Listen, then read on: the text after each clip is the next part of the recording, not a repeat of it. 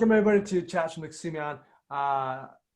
We're very happy to have Steve Olson, otherwise known as Craig Olson, here in this. My Budo name. His Budo name is Craig Olson. Maybe we'll go over that in a minute. But I'm really happy to have him here, and I'm really happy that you all showed up, because you know what? I am excited about these books. I don't know why I just had one, but I really love these books. I use them in my normal chats. I remember the first time you came up to me, Steve came up to me. It was oh man, it was a Daikomyosai at ISA. Yeah. And he's like, I'm thinking about making these books. And I was like, do it. I said, I want it. I want that book. I want it now, because, you know, so thank you very much. Thank you. Because he knows I was taking pictures of Sensei for Same time. Yeah. And you know, a long time, just his movement before that too. Right.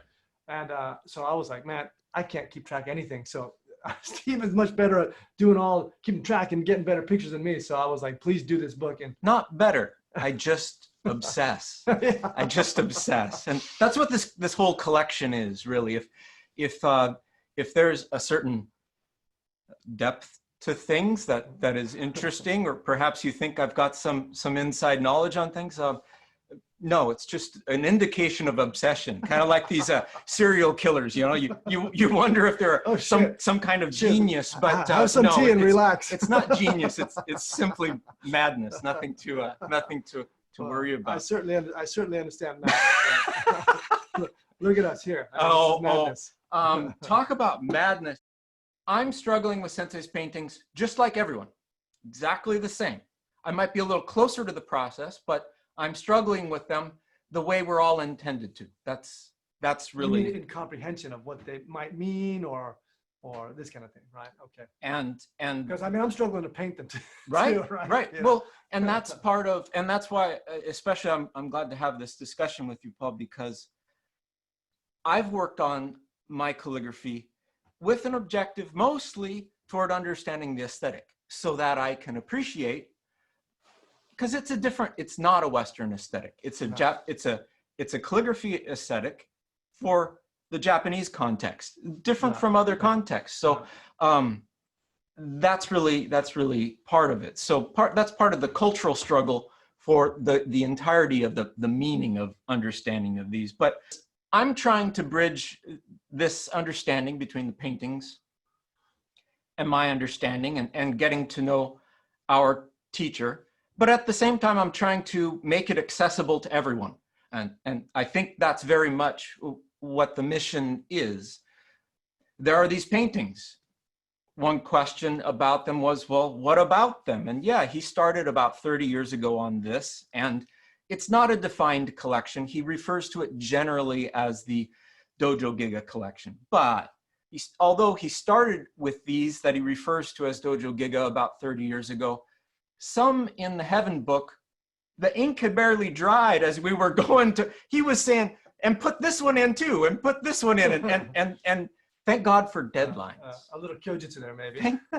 So what is Dojo Giga? It's kind of, it's a label, and it's, if we were to include everything, it would be, well, Sensei's prolific. So at some point in this process, it's a matter of, I guess it's fallen to me, and it's a matter of curation. It's a matter of seeing the paintings in terms of theme, so that they can be put into subcategories, call them books, that could, you know, here's the thing. Let's say there's about 30 paintings in Heaven, and maybe a little bit more in Earth. That's a convenient size collection for a traveling exhibition of paintings. It's not enough to fill a big museum. That's not the point.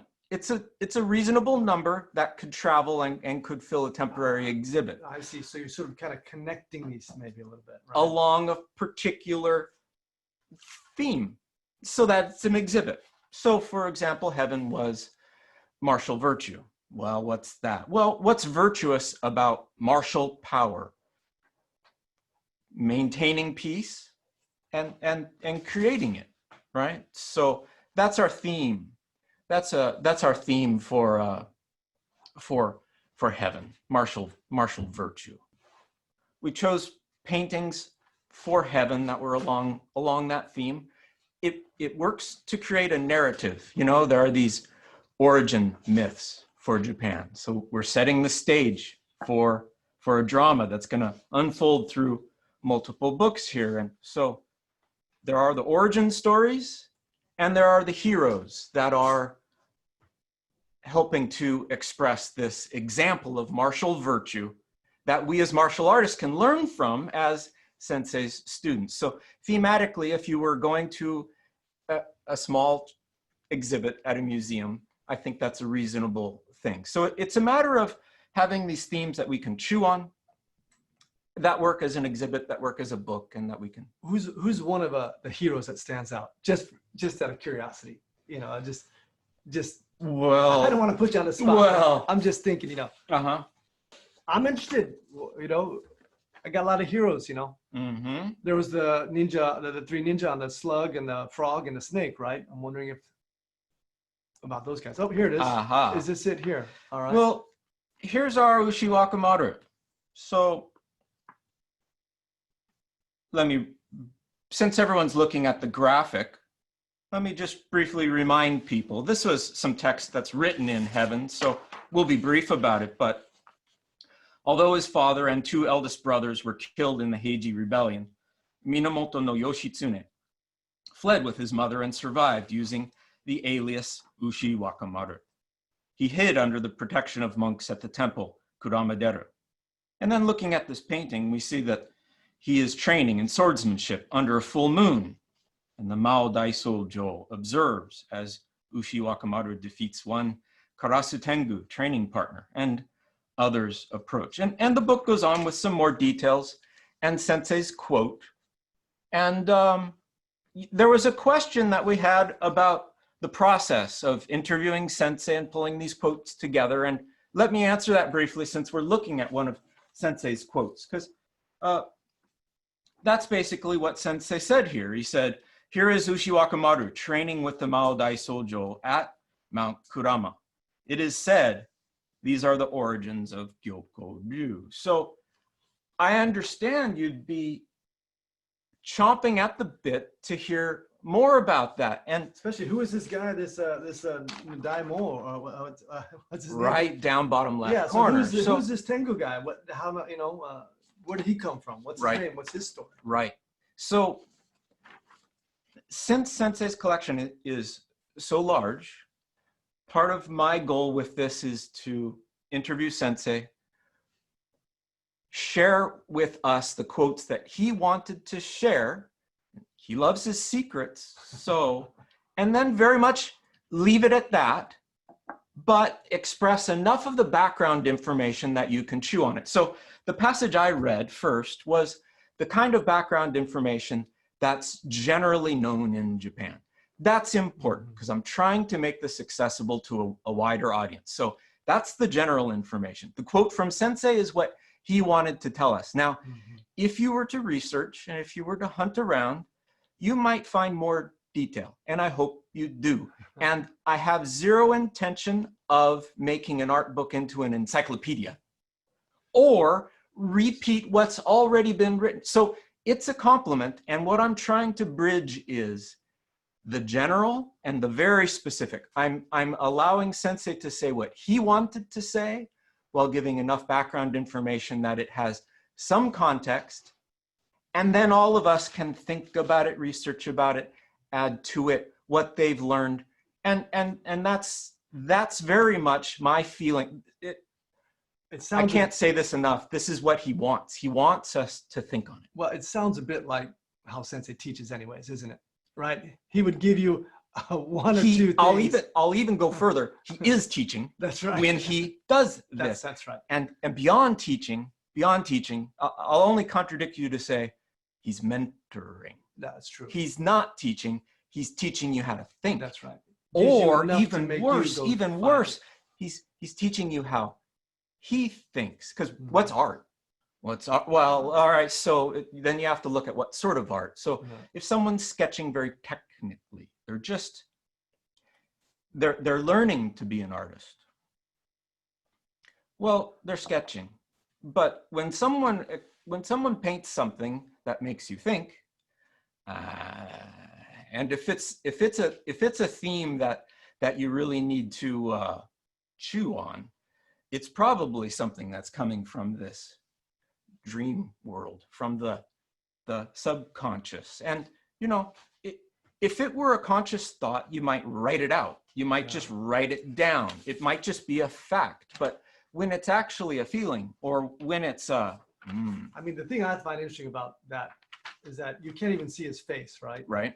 You just see. Well, he's backlit. That's the moon behind. Right. I mean, you can just see there's so much that's left unsaid, isn't there? Right. And that it challenges you to go find out for yourself, doesn't it? And that's how I felt that Sensei was often teaching us in the dojo, right? Challenging us to discover it. Oh, well, it happens all the time. Example. You'll have examples as well. I'm sympathetic. Let me help our audience with that. So we're in the dojo, and one of a training partner, a friend, might come up to me and say, "This is my chance. Could you translate? I'd like to ask Sensei a question. I've got something on my." Have you had that? I've had that too. The gogyo no kata went for. I'm just using an example here. It's happened many times. But for example, someone's saying, "Well, when I'm doing chi no kata, and then I come in," or sorry, I was going in for sui or ka. Right. And then they'll say, "But why did I block? And then why did it come to my left hip?" Here's my question. I understand this. I know this is working fine, but this feels like I'm lowering my guard, Sensei. Why am I taking it down here? And Sensei might say, "Well, weapons retention is very important, isn't it?" And the student goes, I got the answer.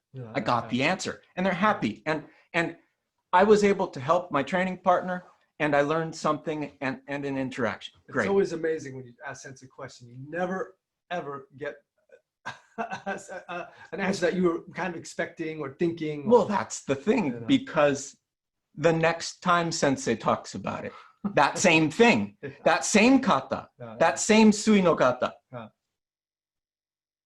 Well, Sensei talks about it, or same scenario, another student asks. And Sensei says, "Well, when the strike comes from the hip, like chi no kata, it's quite unexpected.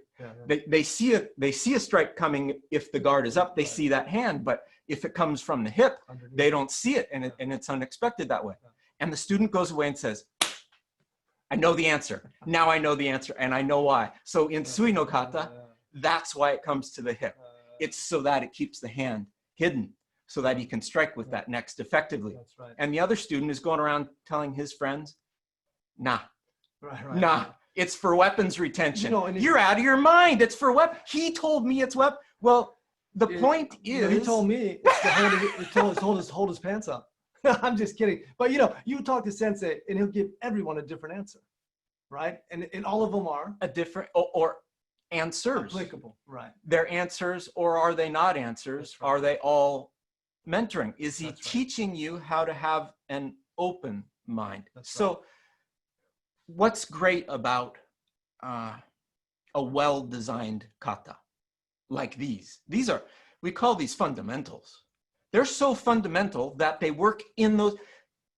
It's so simple, and yet you could give many examples of why it's done that way. And the examples are completely different, and yet they're all true. Absolutely. So what's true about it? Design. That's what's great about it. It's when something's well designed, it works in many ways. This pot it holds water well, it's not leaking, but it's also designed to retain heat, so I can have more tea at the end of this call. Dan, I have something to share with you that you haven't seen yet. Actually, nobody's seen this, so I want to share it with everybody. Oh, maybe we can use that. Can we put it behind? Absolutely. Look at that. Does that work? No, it doesn't work. Look at this. So I'm gonna look at this, Paul. Let me see that. Yeah. Woo! Hey, put up against this bad boy. Uh-huh. Look at that. Yeah. That is beautiful. This is just our book cover. This is the Heaven book cover. But the plate down here underneath, and I put this together. But the thing is, we won our 3rd major international design award, and so we won 1 award, and then when we won another award, I said we won an award, and everyone might have thought, well, I heard about that. I heard you won an award. So now if I say we won an award, they'll think, I know, yeah, I know you won an award. No, the point of this is we won 3. So it's great. So I wanted to make something nice for Sensei that, yeah, that has a plaque that has it etched in there and just says, it explains that we got 3. So since it's a little hard for you to read probably, and I'll ask Dan to comment on this in a second if he's there for us. But the one I'm certainly most proud of is the Independent Publisher Book Awards, the IPPY Award. And out of about 5,000 books were entered into this contest. And to be eligible, you need to be what they call an independent publisher. And their definition of that is small. Their definition of small is in 1 year, you make 50 books or less. Book a week. I don't make a book a week, so I definitely qualify for that. We went in and we won out of all the entries, and they had many. People love this contest because there's categories for every sort of category. You could win in every sort of way, but of all the categories, and this is a design contest, one is the most outstanding design. So out of 5,000, we took that. And, wow. And it's for doing some really fun and creative things with our books. So we'll take a look at it, I think, next. Wow, congratulations. Thank you, thank you. And then the others, just to say briefly, their design awards. One is Indigo. That's based out of the Netherlands. And Graphis. Graphis is will be published in a design annual. So Graphis, they promote talent in design, advertising, photography, the visual arts. So we took that one. So IPPY, most outstanding design. Indigo was their gold award, and Graphis, we won silver. So silver, gold, and most outstanding. So that's pretty fun. So the next time, that's a trifecta, isn't it? Yeah. So next time I see Sensei, we'll share that. We'll share that award with him. What? You got a brand new book here? Yeah. Let's look at it. Oh, he's got a knife too. Watch out. Rick, get me my sword.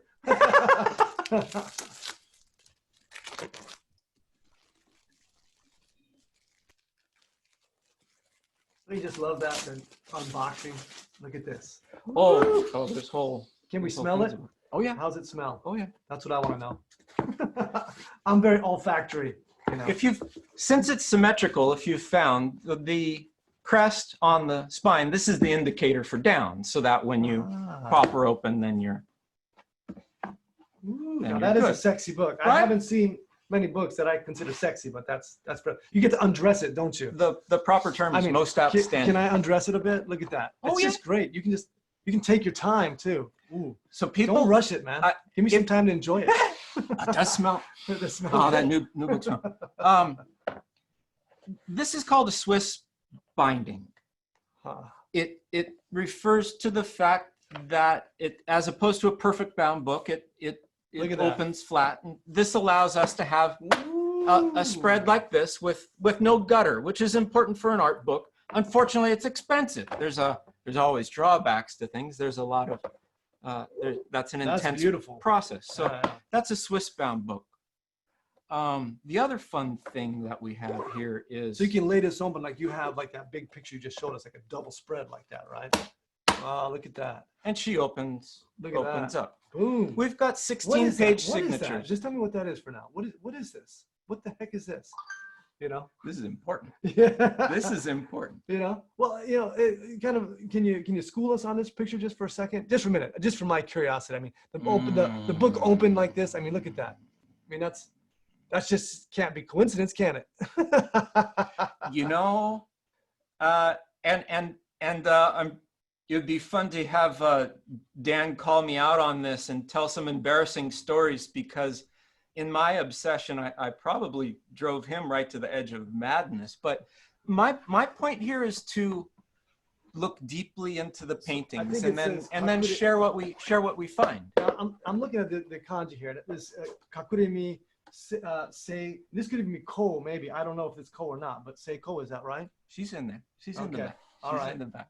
Okay, so we got some things going on here, right? Mm-hmm. The hidden body, maybe, and Ikko. Kakuremi Ikko. Kakuremi Ikko. Ikko. Okay. Right, so now we're getting right into the martial virtue and the birth of it, because I mean that ko here, that doesn't look like a ko, but just because I guess we've been around sensei a lot. It looks like an octopus, but I mean, it does look like a ko. Well, it looks a bit sunny to me, doesn't star. It? So it is that character, but it's radiant. I'm gonna try to watch myself and not. So this person here is radiant, and what's this green guy doing? I mean, I'm just. Okay. Well, oh, you're teasing me here. No. If we can't, if we go too deep, oh my. Well, you just give me something. I mean, these guys out in the world, they wouldn't know what this means. So I mean, they wouldn't know who this is or who this is, right? Oh, but they would. That's in our that's all written out in our commentary section. Okay, all right. Commentary section. But since we have Dan, our designer. Well, you're not gonna hook me up with a little something there? Nah. Oh man, I just feel like I gotta go and I don't know. If you run your hand down here, you'll feel. Go ahead and do it. You feel a that's railroad track. That's right. It's ribbed for my pleasure. I get it. I like that. What is that? What are you doing? What are you doing? Don't do that! Look, oh my God! Look! What did you just do? Look! What did you just do? Huh? Oh my God! What the? I'm showing you. Oh, geez. See this? I didn't know we could do that. Oh my God! Can I buy it at a discount? Can I get this book at a discount? This is yours. This is a gift. You just destroyed my book. Oh my God! What's going on? Point is, see what? So where do those ribs go? Well, they're there. See? Okay. Okay. I get it. All right. I feel it. It's a bit tacky. It's a bit gummy. All right. So what we did here, and designers love that. They like showing that. See, it's a Smith. It's a Smith binding and Swiss bound. Okay. So it's actually stitched. Yeah. Lots of books. It's stitched. It's all stitched, and each signature is stitched. I'm still like confused that he just ripped this book apart. I mean, I can't even. I don't even hear what he's saying. Oh my God. It's all. What is he saying? Each signature, like a magazine, is then stitched together. What? If you're looking at a cheap book. So wait a minute. This is stitched together. It's like a magazine. Okay, and then they're all collected. So a cheaply made book. book. What happened here? This is the same dude. This is the same. This is the same guy, right? All right. So a cheaply made book would be just all glued together and. Right, but this is stitched because it's still holding. It's still. This is you rip it out. It's still holding. It's still holding. Oh sure, yeah. What in the world? You could actually. You could repair it. I can repair it. Oh the way it's built, because it's not just glue. Wow. It's all stitched. It's stitched. This adds to the cost, of course. And you're stitching these things up in this Swiss. I didn't even see a Swiss binding before, but yeah. I mean, so all of these things. So and this Swiss binding and Smith binding. Now here's the question. Now I mean, Sensei's not painting anymore, so probably not going to have this in his. Or are they? I think it's inappropriate to make a book that's designed for Sensei to sign at the dojo if he's. There and it's hard to get access. Right. So that's bad. Okay, so you have to change that. But that's good. Yeah, it makes your heaven collector more special. Yeah, it absolutely does. Absolutely does. It's bad, but it makes it cheaper next time around. That's true. That's true. So that's good. Good. This was difficult. I had this paper. This is different. I mean, custom ordered because I don't know if you guys. This is handmade washi. I don't know if you guys know the difference, but this is much different from like you get at the 100 yen shop, right? Those little boards there. Those are very difficult to draw on. The ink doesn't sink in, right? You know, it's like it's just like black and white. There's no depth. There's no nothing. This washi. I want to draw on this. I should probably draw. I should draw something on this right now or something because you'll see that it sinks in and you get all kinds of different gradients and tones and things, don't you? Yeah. Much different. Much different. People say, oh, it's just a piece of paper, but no, it's not. It might appear that Sensei's taking extra time when he's signing up one of these books. Maybe, or maybe at the same time he's writing to the paper as appropriate, like you would in the dojo, appropriate to the attack, appropriate to the situation, appropriate. It's appropriate much different to the drawing on washi than drawing on those cheap ones. I mean, it's completely a different experience. I mean, it's like night and day. You'd have to do it to see, but it's incomparable. Let's grab Dan, our designer, right, Dan, while we can. Dan, are you there? Hello. Hey, Dan, thanks for joining our call and congratulations on the 3 wins. Thank you. I do have to say that we did get a 4th.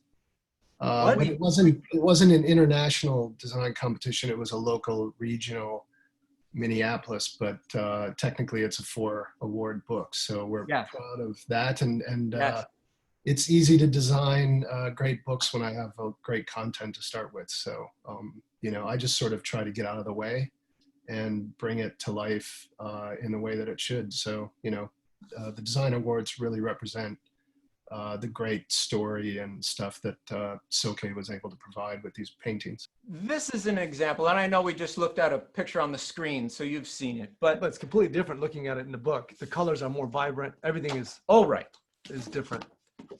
But there are things going on from a design perspective that, you know, they work, and since they work, you don't have to explain them. They work. But if you really break it down, of course, you know, Sensei made good composition. The Mao Daisojo, his nose is so big, he's looking at Ushiwakamaru, our hero. The swords are pointing at him. So we wanted a design that complemented that. The text reading left to right and the text reading vertically creates an arrow which points both, it bisects the title, it takes you down the page, and then it takes you into the painting. And it works when you flip it the other way too. And Dan, since you're there, I wanted to just recall how I think we worked together and you presented perhaps 3 designs that were all perfectly workable and acceptable and good and usable. I would have never seen that. I would have never. And we weren't there. We weren't there. I knew we could do a little bit better in a way that complemented the art. And I really wanted, I don't want to look at pages. I want to look at spreads. And I want a layout that you were mentioning, Paul, the openness. Well, I want to bring that in because while it's bringing it in, it's also bringing it out. And this is for you to feel. It's for you to think about what's going on. It's very Zen almost. Right? It feels very Zen to me a little bit. You know, it feels that kind of, you know, openness of Zen, right? You're supposed to think. You're supposed to think. And Dan, I just, since you're there, I wanted to mention since I think your job was done. And you reminded me, you said, we're done here. These are 3 designs that all work. And if we really have to go for a 4th or a 5th, we're going overtime. And we did. And I think we're all really, we love what's going on here. And so that people know too, this is the general layout concept that we take forward into Earth as well. But it'd be fun if you wanted to comment or embarrass me, that'd be great. No, Steve is very thorough. And in both his stories and explaining the art, and also sort of the drive to sort of get it perfect as perfect can be. Would you call him obsessive? That could be one word. Yes. But, coming from another obsessed person, designers are obsessed. It's good that we have 2 obsessed people then. That's great. Yeah, and I think that the process of design and the way that worked really well with Steve is that we explored a lot of options, and then the beauty is that we simplify it down to the most like simplified elements that are working, and then strip everything else away, so that we're left with only the things that matter and nothing else on the page or the spread that is unnecessary. And I think that sort of, with the little bit I know about Soke and what he teaches and all that kind of stuff, it's very much aligned with that there shouldn't be any extra movement that's unnecessary, you know? So the same with the 100%. That's probably something you and I have talked about before, because Dan's nailing it right there. And here's a quote from Heaven that I think says it, because I was trying to do it with the photography. I was trying to do it with you, Dan, in the layout. I was trying to do it, although I'm not a writer. I had help with my writing and I was edited, and that's helpful because, well. Yeah, I know. I always send stuff to Sean and then he tells me how terrible it is. Right. So he's a good editor. But I'm in visually, in the pictures, in the layouts, also in the text and in the message. We're trying to express this designed element, like our Budo. There was a quote in there I wanted to read, just from the essay, The Color of Budo, that I wrote in there. And Soke's Budo is complex enough to surprise, and yet simple enough to be practical. Surprising simply is essential. It's the art of martial arts. That's it. If it's so simple that it's not surprising, it's not going to work. And if it's surprising but so complex that it goes wrong, well, then it's not going to work again. It's that balance of being pragmatic, simple yet surprising. Yeah. Complex enough for that. Maybe.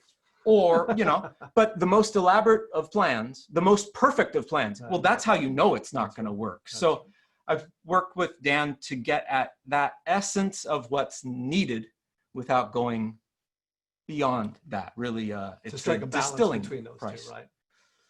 Ideally not. No, you know, you boil it down. Right. Until you just got gold. All right. I see. And then you win. All right. So we got a gold cover. We got a gold. Now look at this. Talking about gold. Look at that. Yeah. All right. Now tell some people about that. What is this? I mean, I'm just, you know, I am gonna tease you a bit, but look at that. That's shiny. That's gold. You're obsessive, but I'm possessed. I'm possessed. I'm possessed. You're obsessed. I'm possessed. Tell me a little bit about this. Just a second here. All right. You know, it's gold. It's got, you know, what is this? It's got well 8 circles, one in the middle, 9 circles. You're going to ask, I get to play the role of Soke here. How many examples of that did you find in the book? In this book? Yeah. Okay. All right. Because, see, people are curious. It's natural to be curious. Now, people have asked and suggested, no. The answer is no. Soke did not tell me, Steve, put this crest on this book. No, that's not how it came about. Now, but this is a mon, right? This is also a mon, right? Gonna be real careful about not saying too much here. But see, Soke did not tell me to put it on the cover. No, he didn't. Right. Okay. So this is something you were inspired by. But inspired by him. That's right. If you look through the book, you're going to find it in his paintings that he made 30 years ago, before any of this started at all. So did he subliminally suggest it to all of us? Not with a book in mind at all. That wasn't happening 30 years ago. But he was trying to. It's in there. So these are things that I've noticed, and I'm helping us notice it. So my answer to that is, he did it. Is there something in here maybe? Are we looking at this? I don't know what is that? I don't know. What is that? That's something you might see somewhere in some land. I don't know. Yeah, so. I've been to this land, by the way. I was there. Been to Koya? I've been there. Yeah. So the diamond realm and the earth realm mandalas. Okay, there we go. So this is important, you know, this is the sort of thing that if we were directing this book only and specifically just to the Japanese market, this context might not be necessary. But if our reader is not intimately familiar with this background, then they might not know this when they start going into the painting. So here's my other answer to. So what's on this? What's this crest? What's this crest all about? And so now I've heard some specific questions. Someone very interested in the Bujinkan might have seen this before within the context of the Bujinkan. Great. It's good to be curious. It's good to study. It's good to learn about these things. And I have, as we talked about earlier, I have no interest in contradicting that. That's there. That information is out there and it's complementary. So what I've done here is giving the very general background, like the mandalas of the two realms, the diamond realm and the earth realm. This is a general context going on. You're teasing me here. It's there. You know it's how there, and this is the sort of thing that this predates. You know, if someone was to say they found Sensei drawing this book, does it? totally. So if someone has found a specific example that comes from our dojo tradition, for example, well, what we're looking at here is something that is the context that predates that. That's my general answer concerning both this and the next. You know how I got and to this, the next. You know how I got to this ancient land? I got to tell you this just for a Oh, second. do. Okay. Tomoe and I, my wife, were going to India. Yeah. And she said, "Oh, you can get a visa on arrival." I said, "Okay, great. I didn't know that, but I'll do that." So we get to India. Yeah. It's the middle of the night. Yeah. And the immigrant says, "Your visa." She's like, "On arrival, we can get them." He says, "Okay, go over there." So we go over there. And the guy says, "Look, a Japanese passport." "Yeah, here you go." Boom. And I said, "Oh, here's mine." He's like, "American passport? No, you don't get it." And I'm like, "Well, I'm like, what do you mean?" And he's like, "Yeah." Please. I was like, "Please?" I mean, it's India, right? So I said, "How much do I owe you?" He's Yeah. like, "What are you talking about?" You know, I said, "How much can I pay?" He's like, "You're going back to Japan." And I'm like, "No, I can't go back to Japan." Because, you know, Tomoe was pregnant. Like, she was like 6 months pregnant. We were going to India. And I can't leave her here, you know? And he's like, "Well, you can't stay. You're going back to Japan on the next flight, like in 30 minutes. And I'm like, I can't do that, you know? And he's like, "Well, then you better find a flight or you're going to jail." So right there at the counter, we got a flight to Nepal and everything. And, and I went to Nepal. Instead. Yeah, instead. No, Tomoe went to India. I went to Nepal. And so I was just spending like about 4 days going around and visiting these kind of places. I'd have never been. Right. And it was weird because, so then it was just a coincidence, right? That I got to see these things. And then 4 days later, I flew into India once I got my electronic visa. So it was strange how that happened. And Tomoe was fine. She actually enjoyed the time without me. Go figure. So I'm glad you brought that up because that's exactly the context. Because, you know, we can bring in a fact from our relatively recent dojo history. Good. That's good. That complements this. And then there's what predates that, and we're looking at that, the mandalas and the context for that, which is Japanese culture and the general context that is necessary for an understanding of the paintings in general. But the mandalas didn't fall out of, well, maybe they did fall out of the sky, you know. Here's our bit that's written in the book, but the crest on our cover has represented multiple clans throughout Japanese history, the Kiso, Tamura, Hosokawa families being notable examples. And yes, there's many, many more. It symbolizes the 9 celestial luminaries, the Sun, Moon, Mars, Mercury, Jupiter, Venus, Saturn, and Rago, that's the ascending lunar mode, and Keito, that's the descending lunar node. And these also corresponded to specific deities.